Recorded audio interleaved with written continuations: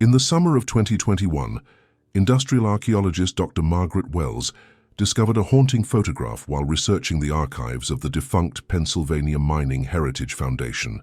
The black and white image, dated October 1882, showed the collapsed entrance to the Blackwater coal mine in rural Pennsylvania, where 47 miners had been trapped following a catastrophic cave-in 2 years earlier. What should have been a routine documentation of industrial disaster became something far more disturbing when Dr. Wells examined the photograph under magnification. There, barely visible in the darkness beyond the rubble, were the translucent figures of men with their mouths open in expressions of silent agony, spectral miners whose terrified faces seemed to emerge from the very rock that had entombed them.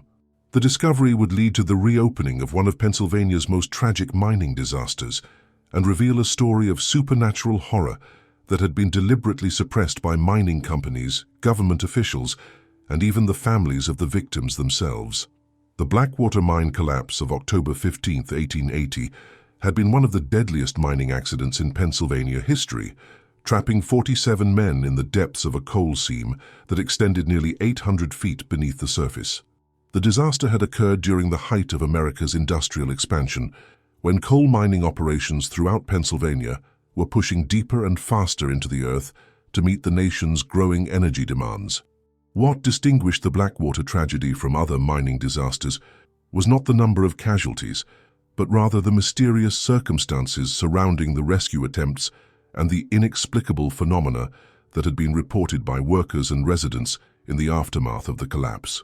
The Blackwater mine had been established in 1875 by the Pennsylvania Coal and Mining Company, carved from a hillside in the anthracite region of eastern Pennsylvania, where geological surveys had identified one of the richest coal deposits ever discovered in North America.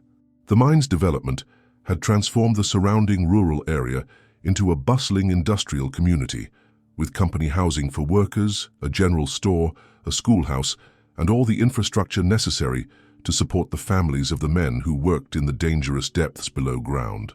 The mining operation had employed the most advanced extraction techniques available during the 1870s, including steam-powered ventilation systems, electric lighting in the main tunnels, and sophisticated drainage systems that could handle the underground water that constantly threatened mining operations throughout the region. The company had invested heavily in safety equipment and procedures, motivated both by genuine concern for worker welfare and by practical considerations about maintaining a reliable workforce in an industry notorious for its high casualty rates. Dr. Jonathan Hartwell, a historian specializing in industrial disasters at Penn State University, was contacted when preliminary research revealed that the ghostly figures in the photograph might represent evidence of supernatural phenomena that had been documented but suppressed during the original investigation. Contemporary accounts from 1880 had described unusual events during the rescue operations, including sounds that seemed to come from impossible locations within the collapsed mine, rescue equipment that malfunctioned in ways that defied explanation, and psychological effects on rescue workers that had led to several men abandoning their efforts despite the desperate need to reach the trapped miners. Dr. Hartwell's initial research into the Blackwater disaster revealed that the mine had been considered exceptionally safe by the standards of the era, with a safety record that had been superior to most Pennsylvania mining operations. The sudden collapse had occurred without warning during a routine shift change, when the maximum number of workers were present in the underground tunnels. The timing had been particularly tragic because it had trapped not only the regular mining crews, but also maintenance workers and supervisors who had been conducting safety inspections in preparation for increased production schedules. The Blackwater mine had been operated by the Pennsylvania Coal and Mining Company, one of the largest industrial enterprises in the state during the 1880s, employing over 3,000 workers across multiple mining operations throughout the anthracite coal regions of eastern Pennsylvania. The mine had been considered one of the company's most productive and safest operations, with a reputation for modern equipment and careful adherence to safety protocols that were advanced for the era. The sudden collapse had shocked the mining community, not only because of its devastating impact, but because it had occurred without the warning signs that typically preceded major structural failures in underground operations. The company had been managed by Harrison Blackwood, a third-generation coal baron whose family had built their fortune through aggressive expansion of mining operations throughout Pennsylvania. Harrison had inherited leadership of the company from his father in 1878 and had immediately embarked on an ambitious program of modernization and expansion that aimed to establish Pennsylvania coal and mining as the dominant force in American coal production.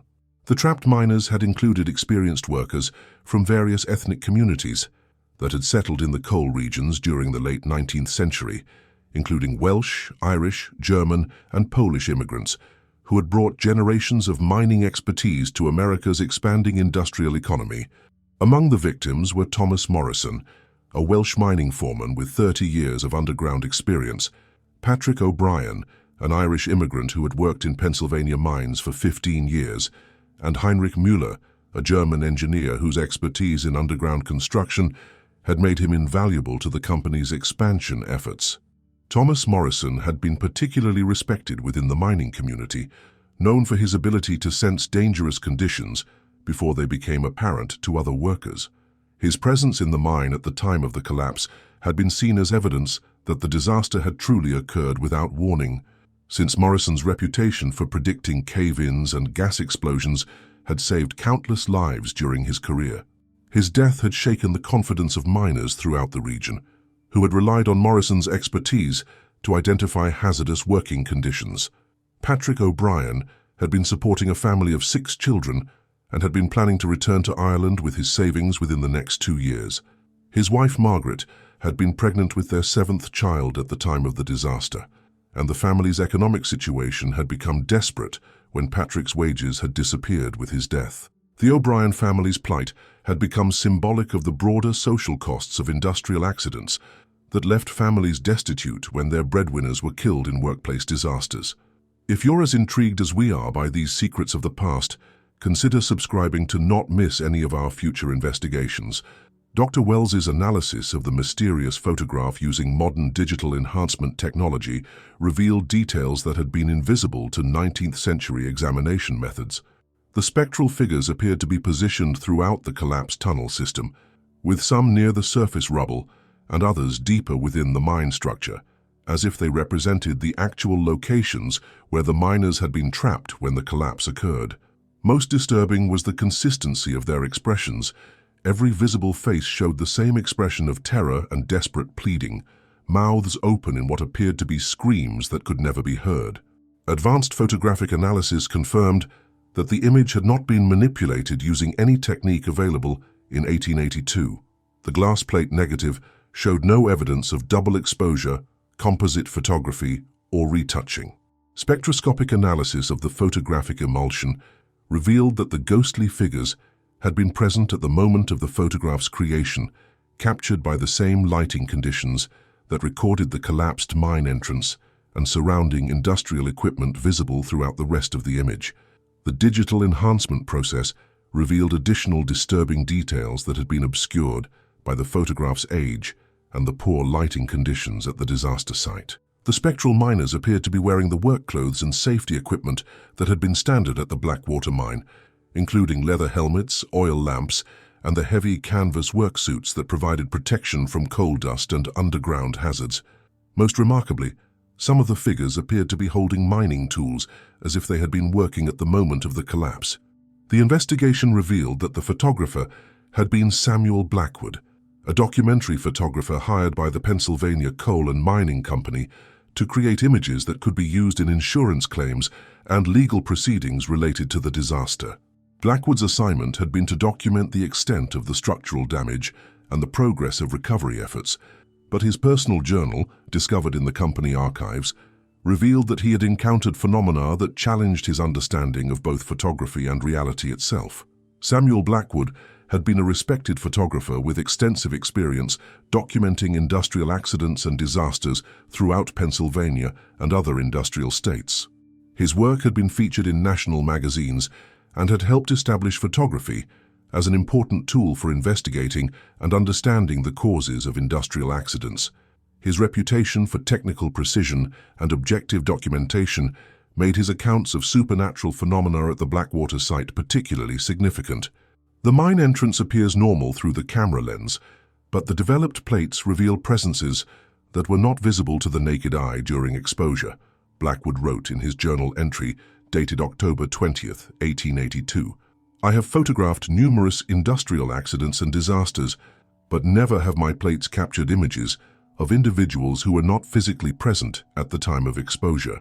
Most disturbing is the consistency of these apparitions across multiple photographic sessions.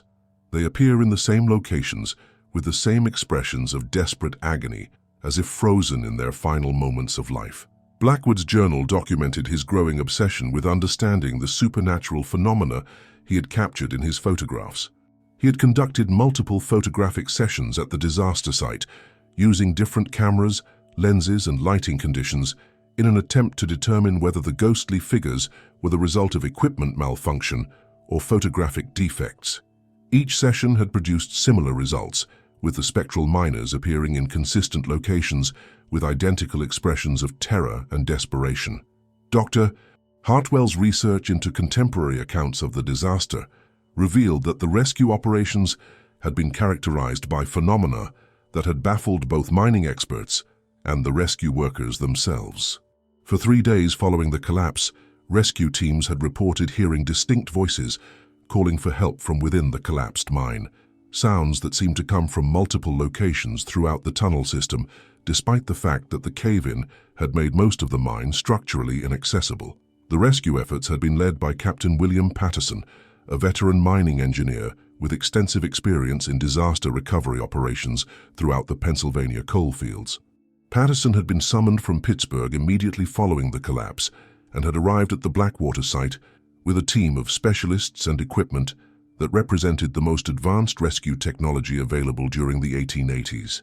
Patterson's official reports, preserved in the company archives, documented his growing frustration with rescue attempts that seemed to be hindered by forces beyond normal engineering challenges.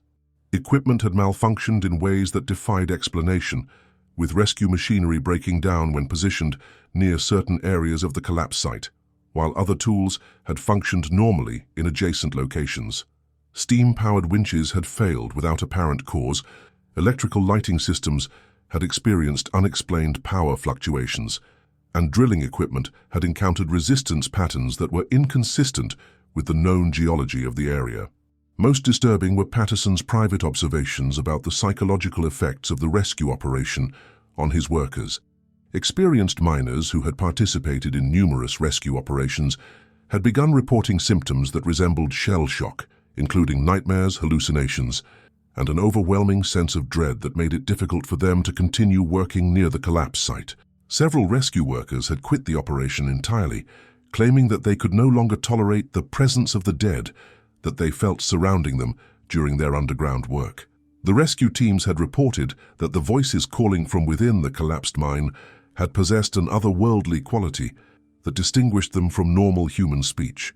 The sounds had echoed through the tunnel system in ways that suggested they were coming from impossible locations, sometimes seeming to originate from solid rock walls or from depths that were far below the known extent of the mining operation.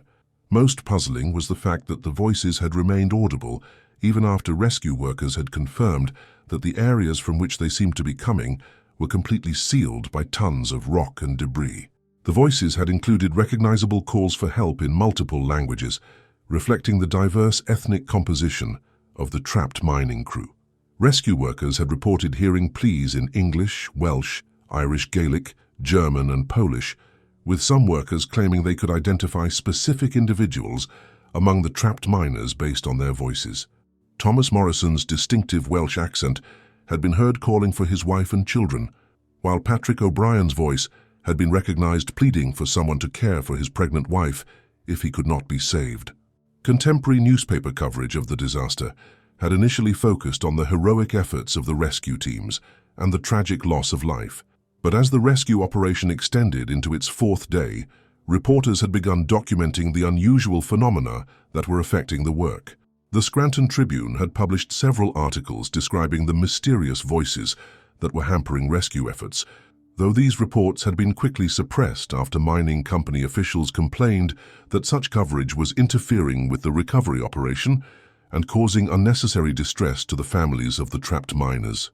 The newspaper coverage had been further complicated by the fact that several reporters who had visited the disaster site had experienced the supernatural phenomena themselves, including hearing the voices of trapped miners and experiencing equipment malfunctions that prevented them from completing their assignments. The Scranton Tribune's photographer had reported that his camera plates had consistently produced images that included unexplained figures and anomalous lighting effects that had no apparent source. The voices had continued for exactly 72 hours after the collapse, with rescue workers reporting that they remained audible until precisely midnight on October 18, 1880, at which point they had ceased completely and permanently. The sudden silence had been more disturbing to the rescue teams than the voices themselves had been, creating an oppressive quiet that seemed to indicate that the trapped miners had finally succumbed to their injuries, suffocation, or other effects of their underground imprisonment. The timing of the voices' cessation had corresponded with what mining engineers had calculated would be the maximum survival time for trapped miners, given the limited air supply and the severe injuries that many would have sustained during the collapse.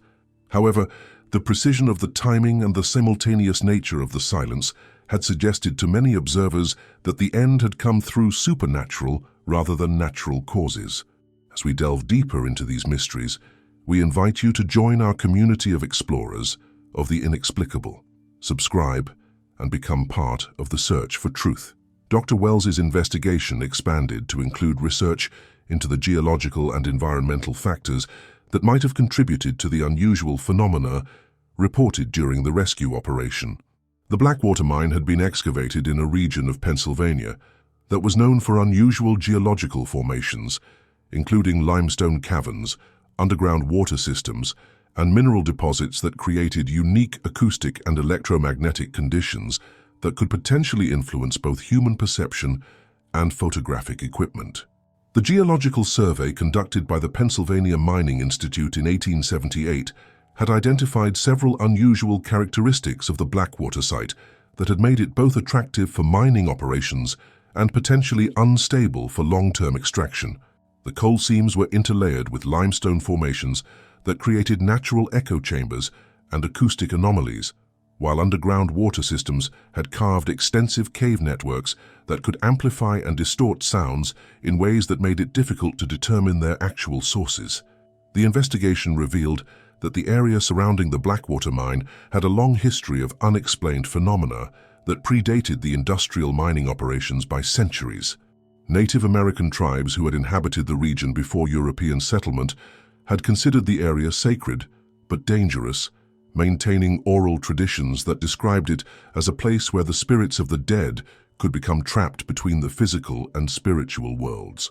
European settlers had documented similar phenomena, reporting ghost sightings, unexplained sounds, and other supernatural activity that had led several families to abandon their homesteads during the colonial period. The Lenape tribe, who had been the primary inhabitants of the region before European colonization, had maintained specific taboos about disturbing the earth in the area that would later become the Blackwater mine. According to tribal oral histories, the underground spaces were believed to be inhabited by spirits who could become vengeful if their domain was violated by mining or other excavation activities. The tribe had conducted ceremonial rituals before any earth-moving activities to ensure that the spirits would not be disturbed by human activities.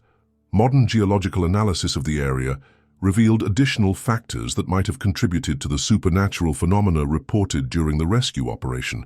The combination of mineral deposits, electromagnetic fields generated by underground water flow, and the acoustic properties of the limestone formations had created conditions that could potentially influence human perception and consciousness in ways that might explain the psychological effects experienced by rescue workers and the apparent manifestation of ghostly voices. The geological analysis had been conducted by Dr. Robert Chen of Penn State's Department of Geosciences, whose research into the electromagnetic properties of mineral deposits had revealed that the Blackwater area possessed unusual characteristics that could potentially affect both electronic equipment and human brain function. The concentration of iron ore and quartz deposits had created natural electromagnetic fields that were significantly stronger than those found in most mining regions. Dr. Hartwell's research into the mining company's records revealed that officials had been aware of the unusual characteristics of the Blackwater site, but had chosen to proceed with operations despite warnings from some engineers who had expressed concerns about the stability and safety of mining in such geologically complex terrain. The company had been under pressure to increase coal production to meet growing industrial demand, and the high quality of the Blackwater coal deposits had made the potential profits too attractive to ignore despite the associated risks. The company's internal correspondence, preserved in the Pennsylvania State Archives, revealed that Harrison Blackwood had dismissed warnings about the site's supernatural reputation as superstitious nonsense that should not interfere with profitable mining operations. His letters to company engineers had emphasized the importance of maintaining production schedules despite what he termed local folklore and worker superstitions that might affect productivity. The investigation revealed that the mining company had made deliberate efforts to suppress information about the supernatural phenomena that had occurred during the rescue operation, destroying records, relocating witnesses, and threatening workers with dismissal if they discussed the unusual events they had witnessed. The cover-up had been motivated by concerns that reports of ghostly voices and supernatural activity would create public panic, interfere with mining operations at other sites, and expose the company to liability claims from families who might argue that the company had known about dangerous conditions but had failed to protect their workers. Harrison Blackwood had personally supervised the suppression efforts, using his political connections and economic influence to ensure that newspaper coverage of the disaster focused on technical aspects of the collapse rather than the supernatural phenomena that had characterized the rescue operation. He had threatened to withdraw advertising revenue from newspapers that published accounts of the ghostly voices, while offering financial incentives to reporters who agreed to focus their coverage on the heroic efforts of rescue workers rather than the mysterious aspects of the disaster. Contemporary mining industry publications had briefly mentioned the Blackwater disaster, but had focused on technical aspects of the collapse rather than investigating the unusual phenomena that had been reported by rescue workers. The American Mining Journal had published a brief technical analysis that attributed the collapse to geological instability without mentioning the voices, equipment malfunctions, or psychological effects that had characterized the rescue operation. The suppression of information about the supernatural aspects of the disaster had been so effective that within a few years of the collapse, public memory of the event had focused solely on the tragic loss of life and the heroic efforts of the rescue teams. The strange voices, mysterious equipment failures, and psychological effects on rescue workers had been forgotten or dismissed as products of stress and exhaustion rather than genuine supernatural phenomena. Dr. Wells's research into the subsequent history of the Blackwater mine site revealed that the area had remained uninhabitable for mining or other industrial use in the decades following the disaster. Multiple attempts to reopen mining operations in adjacent areas had been abandoned when workers reported experiencing the same psychological effects and supernatural phenomena that had characterized the original rescue operation. The Pennsylvania Coal and Mining Company had eventually sold the property to the state, which had designated it as unsuitable for development due to geological instability. The abandoned mine site had become the subject of extensive folklore within the local mining community, with stories passed down through generations of workers about the supernatural dangers associated with the area. Parents had warned their children to avoid the site, while miners had developed informal taboos about working in areas that were geologically similar to the Blackwater location. Modern paranormal investigators who had visited the former Blackwater mine site reported experiencing phenomena that corroborated the historical accounts of supernatural activity. Electronic equipment frequently malfunctioned when operated near the collapse site, while audio recordings had captured sounds that resembled human voices calling for help from locations where no living persons were present. Several investigators had reported feeling overwhelming sensations of dread and desperation that made it difficult to remain at the site for extended periods. The paranormal investigations had been conducted by multiple independent research teams over several decades, with consistently similar results that suggested the continuing presence of supernatural activity at the disaster site. The investigations had employed advanced electronic detection equipment, including electromagnetic field detectors, infrared cameras, and digital audio recording systems that had documented anomalous readings and unexplained phenomena. The investigation revealed that local residents had continued to report supernatural phenomena at the Blackwater site throughout the 20th century, including sightings of ghostly miners, unexplained sounds coming from the sealed mine entrance, and electromagnetic disturbances that affected radio and television reception in the surrounding area.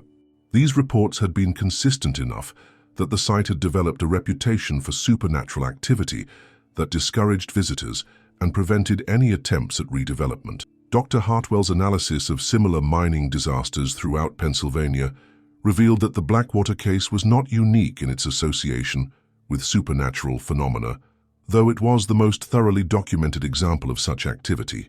Several other mining disasters during the late 19th century had been followed by reports of ghostly voices, equipment malfunctions, and psychological effects on rescue workers, suggesting that the combination of tragic death, geological conditions, and electromagnetic anomalies associated with mining operations might create conditions that were conducive to paranormal activity.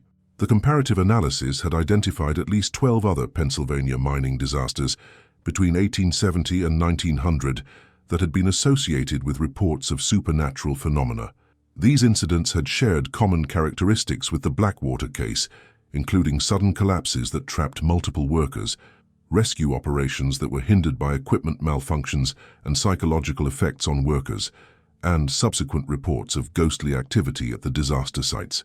The research revealed that mining communities throughout Pennsylvania had developed folklore traditions that acknowledged the supernatural risks associated with underground work, including beliefs that miners who died in cave-ins or other disasters could become trapped in spiritual limbo if proper rituals were not performed to ensure their peaceful transition to the afterlife. These traditions had led to the development of specific ceremonies and practices that were designed to prevent deceased miners from becoming earthbound spirits who might interfere with future mining operations. The mining folklore had included detailed protocols for conducting memorial services and blessing ceremonies that were believed to help the spirits of dead miners find peace and avoid becoming trapped in the underground spaces where they had died. These practices had varied among different ethnic communities within the mining regions, with Welsh, Irish, German, and Polish traditions each contributing specific elements to the overall folklore of mining spirituality. The investigation expanded to include consultation with experts in mining folklore and occupational spirituality, who could provide context for understanding the supernatural phenomena that had been reported at the Blackwater site. Professor James McDougall of the University of Pittsburgh, a specialist in Appalachian mining culture, explained that beliefs about trapped miner spirits were common throughout coal mining regions and were typically based on practical experience with unexplained phenomena that occurred at disaster sites. Mining communities developed sophisticated spiritual practices specifically to address the risks of underground work, including rituals that were performed after mining accidents to ensure that the souls of dead miners could find peace, Professor McDougall explained during his consultation with the research team. When these practices were not followed or were incomplete, miners believed that the spirits of the dead could become trapped in the underground spaces where they had died, potentially causing ongoing problems for living workers. Professor McDougall's research had revealed that the spiritual practices associated with mining safety had been systematically suppressed by mining companies during the late 19th century, as industrial managers had sought to eliminate what they viewed as superstitious practices that interfered with productivity and efficiency. The suppression of traditional spiritual practices had coincided with an increase in reports of supernatural phenomena at mining disaster sites, suggesting that the elimination of protective rituals might have contributed to the spiritual problems that affected sites like Blackwater. The research revealed that the Blackwater disaster had occurred during a period when traditional mining communities were experiencing cultural disruption due to industrial expansion and the arrival of immigrant workers from different religious and cultural backgrounds. The breakdown of traditional spiritual practices had created conditions where the proper rituals for deceased miners might not have been performed, potentially contributing to the supernatural phenomena that had been reported at the disaster site. The cultural disruption had been accelerated by the mining company's deliberate efforts to discourage traditional practices that they viewed as obstacles to increased production and efficiency. Company policies had prohibited work stoppages for memorial services, banned the performance of protective rituals in underground work areas, and punished workers who engaged in what management considered superstitious behavior. Dr. Wells's final analysis of the 1882 photograph concluded that it represented unprecedented documentation of paranormal phenomena that had challenged 19th-century understanding of the relationship between life and death in industrial work environments. The ghostly figures captured in the image provided evidence that consciousness could persist after physical death under certain conditions, particularly when death occurred in circumstances that involved extreme trauma and unfulfilled obligations to family and community. The investigation revealed that the 47 miners trapped in the Blackwater collapse had likely experienced a form of spiritual imprisonment that prevented their souls from achieving the peaceful transition to death that was necessary for their spiritual well-being. The combination of sudden traumatic death and the physical entrapment within the underground mine had created conditions that enabled their consciousness to persist in a form that remained connected to the location of their death. The research had broader implications for understanding the relationship between industrial work, occupational hazards, and spiritual welfare of workers who faced daily risks of injury or death in dangerous work environments. The Blackwater case demonstrated that the psychological and spiritual dimensions of workplace safety were as important as the physical aspects, requiring attention to cultural and religious practices that could provide workers with the spiritual protection and support they needed to cope with occupational risks. Modern occupational safety experts consulted during the investigation acknowledged that worker psychological well-being and spiritual concerns remained important aspects of workplace safety that were often overlooked in favor of technical and regulatory approaches to hazard prevention. The Blackwater case provided evidence that attention to cultural and spiritual dimensions of work could be essential for preventing not only accidents, but also the long-term psychological effects that could result from traumatic workplace experiences. The discovery of the photograph had also provided closure for several families whose ancestors had been among the trapped miners, offering evidence that their relatives' spirits had persisted after death and were attempting to communicate their continued existence to the living. The documentation of the ghostly figures had validated family oral traditions about supernatural visitations and unexplained phenomena that had been attributed to the spirits of deceased miners seeking acknowledgement and peace.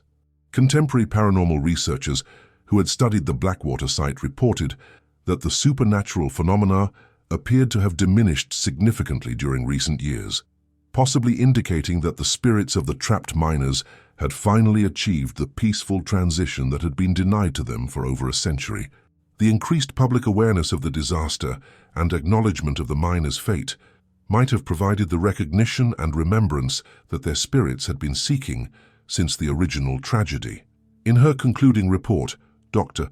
Wells reflected on the profound implications of the Blackwater disaster for understanding the human costs of industrial development and the importance of maintaining cultural and spiritual practices that could provide protection and support for workers in dangerous occupations.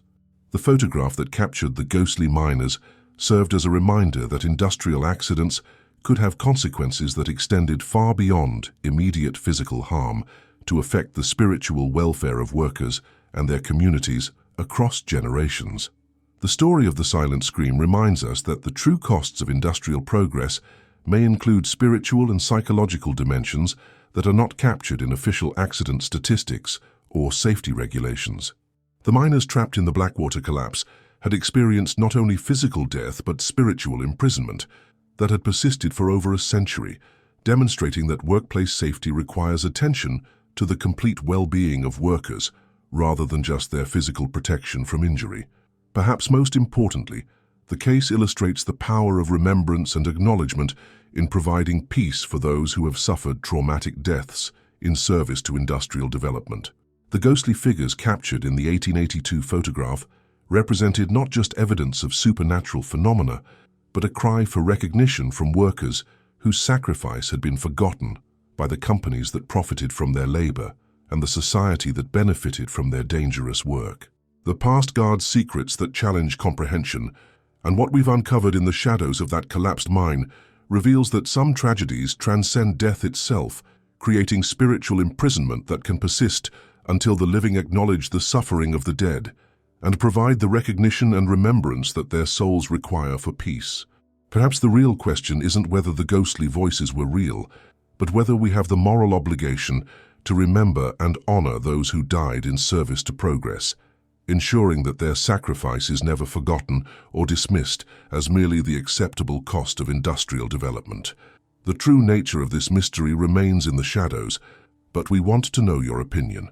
Use the comments section below and tell us what you believe. If you are fascinated by unraveling the secrets behind our darkest histories, subscribe to the channel and activate notifications, for there is much more to be unmasked.